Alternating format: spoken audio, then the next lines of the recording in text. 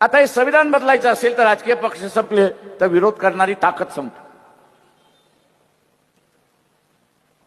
आणि विरोध करणारी ताकद संपली तर मग आपल्याला पाहिजे ती करता येतं अशी असणारी परिस्थिती. आज संविधानामुळे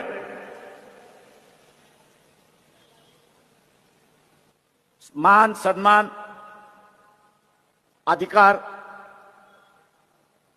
हे शाबूत आहे. पोलिसाकडे जाता येतं, कोर्टामध्ये जाता येतं,